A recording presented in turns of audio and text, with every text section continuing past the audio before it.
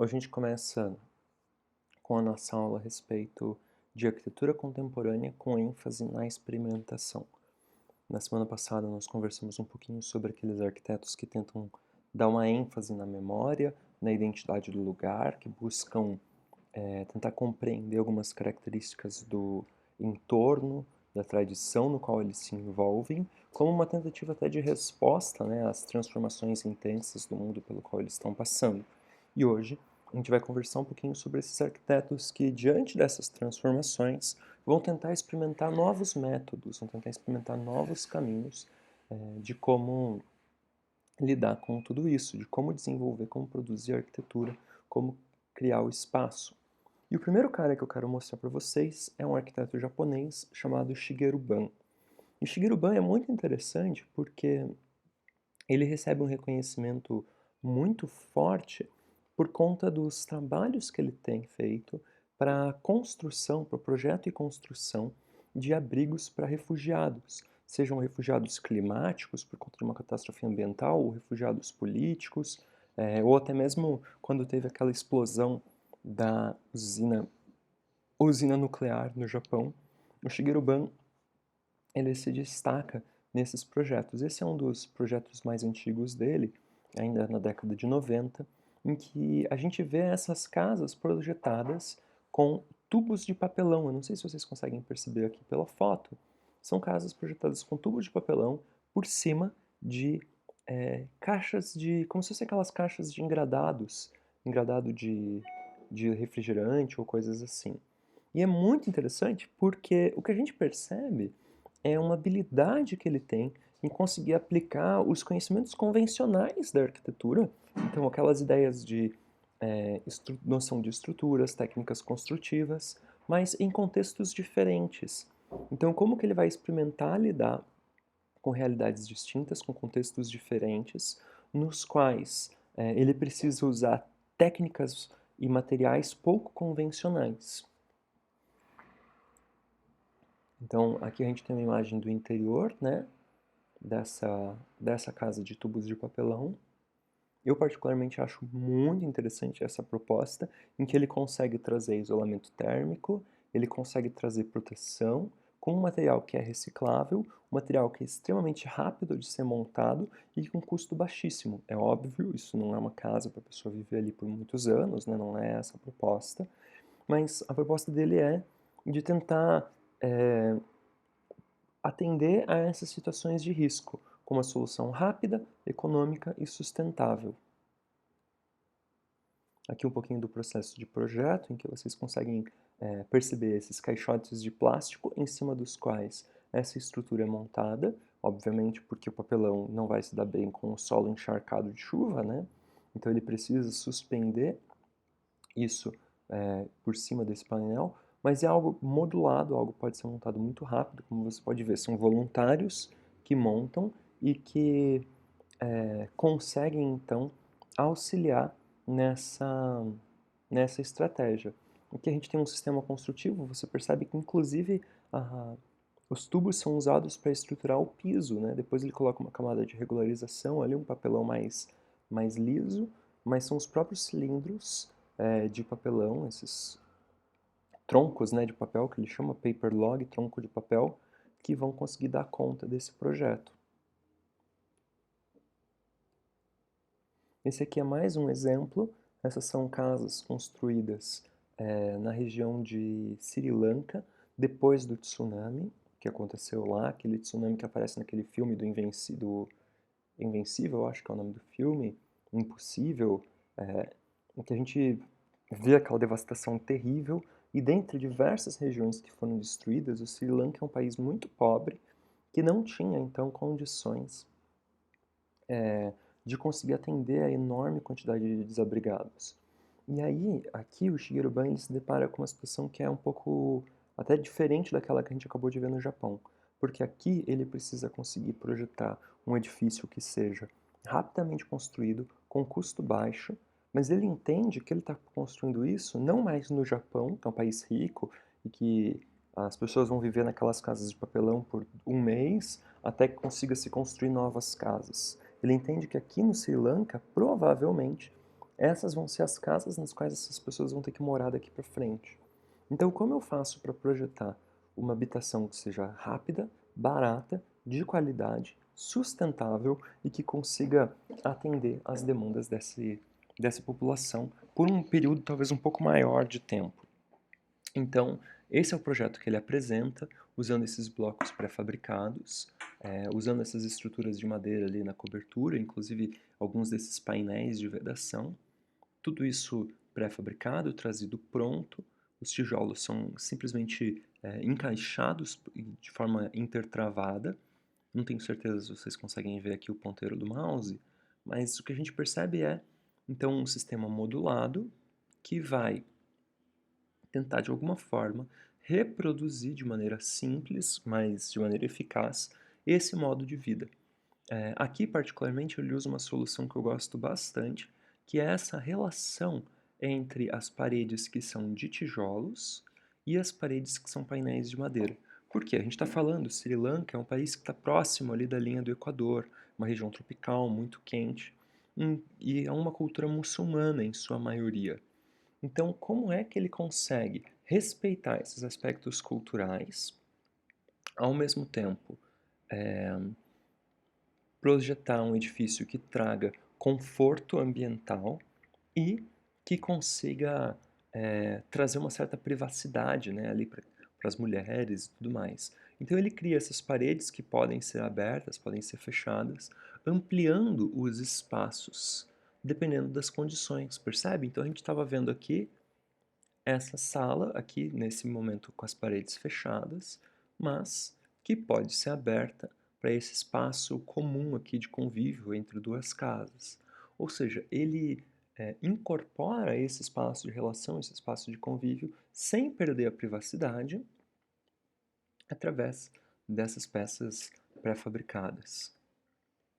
Aqui a gente consegue perceber um pouquinho, né? Então, como que funciona esse pátio coberto, o hall da casa, que dá acesso aos dois quartos, e aí a cozinha e o banheiro ficam ali para o outro lado, mais próximos um do outro.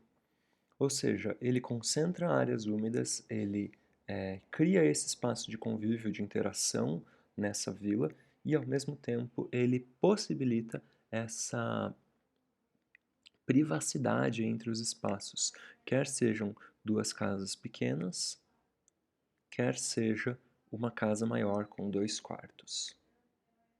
Aqui um pouquinho sobre o sistema construtivo. Então, em alguns momentos ele faz com que as próprias paredes de madeira já conformem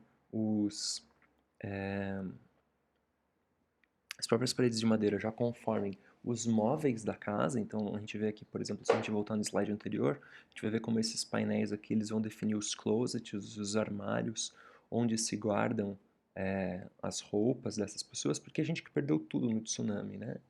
Mas estruturalmente a casa então se apoia sobre esses blocos de tijolo de solo cimento, ou seja, é um material de baixo custo, é um material que pode ser obtido no local, com baixíssimo custo energético, baixíssimo custo de produção e que exige muito pouco domínio dessa mão de obra. Então a própria população ali consegue se ajudar na fabricação dessas casas. O que eu gosto e que eu quero chamar a atenção para vocês no trabalho do Shigeru Ban é a maneira como ele consegue projetar os edifícios pensando no processo de construção. Muitas vezes, quando a gente vai projetar os nossos grandes arranha-céus, a gente está preocupado só com a estética, né? Só com o resultado final. E o Shigeru Ban, porque muitas vezes ele é convidado a projetar esses edifícios que estão relacionados com catástrofes naturais, com necessidades de risco, situações que exigem uma solução rápida, econômica e sustentável, ele vai então se preocupar em projetar não apenas o resultado final, mas também o processo de construção. E talvez, quando a gente começa a falar em sustentabilidade, com preocupações contemporâneas, análise de ciclo de vida e tudo mais, talvez essa seja uma das preocupações que a gente precisava incorporar nos nossos projetos contemporâneos hoje também, né? Mas o Shigeru Ban não faz apenas edifícios assim para catástrofes e tal. Ele também vai projetar edifícios intencionais, né, edifícios que estão sendo construídos de maneira proposital, e, e ali ele também vai trazer essa questão da preocupação com o processo construtivo. Aqui a gente tem uma ampliação de um edifício industrial, não é bem uma fábrica, é mais um edifício de escritórios, né? Então existia um edifício original, que a gente consegue perceber aqui no canto esquerdo da foto, e o Shigeru Ban então vai fazer essa ampliação, tanto uma ampliação lateral, quanto a construção de alguns andares superiores, isso ali na região da Suíça, em Zurique. E esse edifício é muito interessante, eu particularmente gosto muito, porque vocês sabem, eu gosto de construções de madeira, e esse é um edifício em que ele vai usar amplamente a estrutura de madeira, que ele está usando peças de madeira laminada colada, em que ele tenta reproduzir um pouco de sistemas tradicionais. Lembra, né? Aquelas caixinhas entre ênfase na memória, ênfase na experimentação, ênfase na tecnologia. As caixinhas elas não são restritas, mas elas nos ajudam a relacionar um pouco, a entender um pouco a relação como cada um desses arquitetos vai articular esses diferentes itens, essas diferentes questões. E é isso que eu quero observar com vocês aqui, como ele vai então se propor a tentar aplicar essa questão da compreensão do método construtivo no projeto de um edifício novo. Aqui ele cria, por exemplo, essa rua coberta, né? Então esse espaço semipúblico com conexão visual direta com a rua e que serve, de certa maneira, para um sombreamento da parte aqui dos escritórios, um pouco mais protegida ali para o fundo. É nesse espaço que ele, então, coloca a maior parte das áreas de convívio, e aqui a gente consegue perceber esses móveis feitos de papelão, olha só que interessante. Aqueles mesmos tubinhos de papelão, né, que ele tinha usado em 1995 lá no Japão, aqui ele está usando para o projeto desses móveis.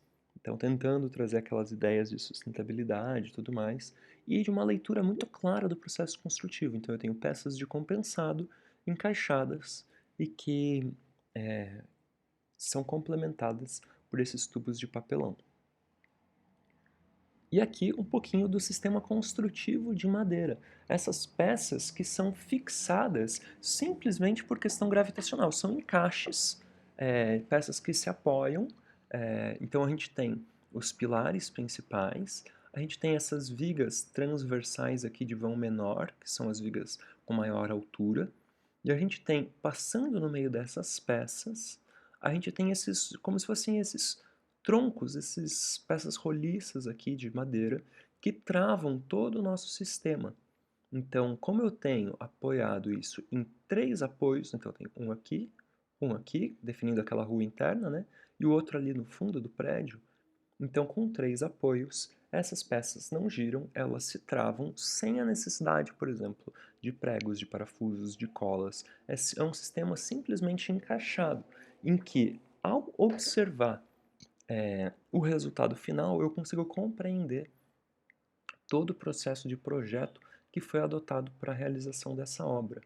Eu já falei que eu gosto bastante desse projeto e dessa maneira como ele consegue, então, através desses encaixes, desses tubos que passam aqui no meio desses furos, possibilitar que mesmo numa construção nova, a gente perceba as etapas pelas quais o arquiteto passou pensando no processo de projeto.